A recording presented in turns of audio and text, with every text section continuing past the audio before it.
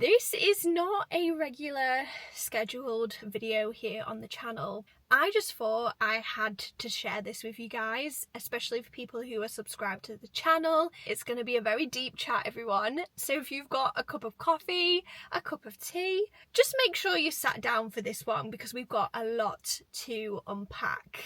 So I was listening to something today and it was talking about self-improvement. This conversation that I listened to said, this ideal version of yourself that you're trying to become, do they even exist? I think what I really got from this, the question of does this person even exist, is we all have versions of ourselves that we can evolve into and become. But I think this was asking, are we painting this 2.0 version of ourselves that doesn't exist, that's based on ideals of other people, or a vision board that's been created through images of other people's lives? And why is it that we don't believe that we are enough? And as we evolve into the best version of ourselves, that 2.0 version of ourselves, we'll learn that the ideals of who we set in our head that we were going to become, in fact, never existed. The person that we were always meant to become was based on who we are at our core, truly unique and authentic to ourselves. You all know this channel's called Thirsty to Thrive. I talk about self-development, I talk about self-growth, I talk about lifestyle, fitness, wellness, self-care, everything to do with becoming your best self. And it made me think, is this the reason why I'm never feeling some sort of element of true contentness in my life? And if I'm forever chasing this ideal version of myself, that by the way doesn't exist, it only exists in my mind, am I ever going to be happy? Like, am I ever going to be content with who I am? And it just really hit home that obviously this channel is all to do with chasing and pursuing a version of you that you feel like you're thriving in this life. I've actually pinned this now to realizing, is the constant chasing, is the constant challenging, is the constant seeking actually leading me to my own happiness? Like, I'm not waking up on the daily basis and just being content with who I am. I'm always chasing this best version of myself. When is that actually going to end? If I continue living this life, when am I ever going to stop chasing 2.0 version of who I am? I really hope that message comes across and explains fully why I'm just in a moment now where I'm just feeling very enlightened, but also quite confused with like the direction I want to take the channel in. And off the back of all these thoughts as well, I actually asked myself, if I want this YouTube channel to last 10 years, am I forever going to be chasing a version of me for 10 years and the next challenge and the next thing for the next 10 years?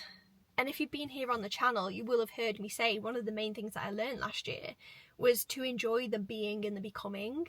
Honestly, this whole year, I can't really pinpoint a moment when I've truly enjoyed the being in the becoming, because I haven't let myself be, if that makes sense. I've always been living my life every day, trying to pursue the next level up, trying to pursue the next thing, trying to improve myself, when actually there's power in just being who you are and celebrating who you are. And I feel like, is this now having an effect on my overall happiness? Because I'm constantly chasing someone that doesn't exist, this future version of myself. That's been my realization. I would absolutely love to know your thoughts on this and how you feel as well, because clearly if you're subscribed here on the channel or you found this video, you're clearly into self-improvement and self-growth. This is kind of the flip side of a self-growth journey, and that can lead to quite an unhealthy lifestyle. Again, I can think of numerous people, content creators, human beings on this planet that are really into endurance sports, for example. And once you've done one competition or race, you're moving on to the next one, and you're constantly striving for a new personal best or a bigger challenge or a bigger thing. It's like, in those moments, do those people ever really truly take in and celebrate everything that they've achieved, or are they just striving to achieve the next thing? And will the next thing be enough for them? I don't know if you can relate to this, but anytime you achieve something in your life and you work so hard for it, you get to that end point where you get it, the feeling that you get might be of joy for a day, but then the next day it's kind of like, well, what next? Is this me exposing my whole personality type? Yes, it is. Because honestly, this is exactly what I do. I am always the person to say, what's next? I'm always moving on to the next thing. I'm always trying to go another level up. And whilst there's nothing wrong with being ambitious, I really think it's a great thing people want to work on their self-development. And I wouldn't have this channel otherwise. But where is the line where it gets unhealthy? And actually, we should be so proud of our achievements in those moments that we don't feel the need to move on and do the next thing. We can actually take time to celebrate what we've done and the person we've become in a really healthy way after we've achieved something. I really hope all that makes sense, what I've said. And it really leads to the question now of how am I going to develop a healthy relationship with self-growth, in the sense of I love reading and learning and working on myself, but how am I going to make this like a healthy part of my lifestyle, rather than always just chasing the next thing and not being truly happy with where I am now? And then the other question is what does this mean for the channel? Yeah, if you're subscribed to the channel, I would love to know in the comments, if you're going to leave one comment today, what made you click that subscribe button? Like, why are you here? Why did you think the videos were cool in some type of way, or that you enjoyed the content? I would absolutely love to know that.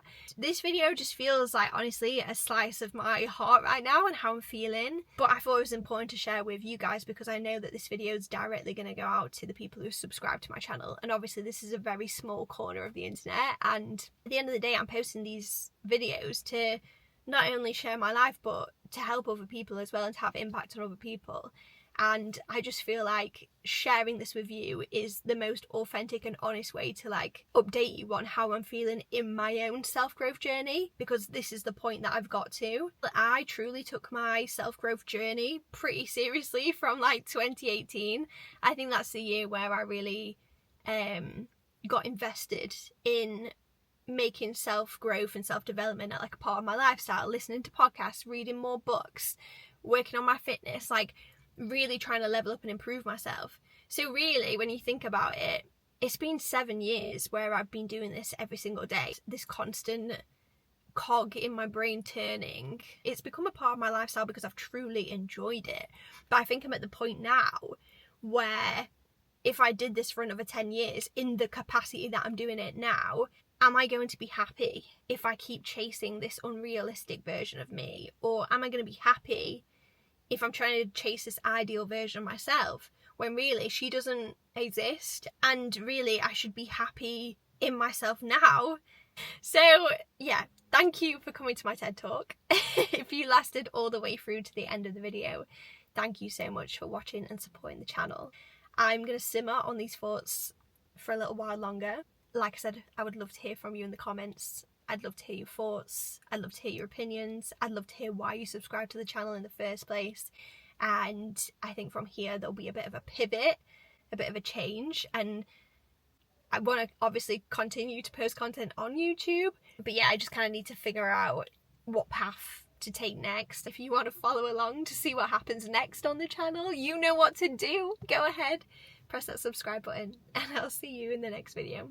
Bye guys.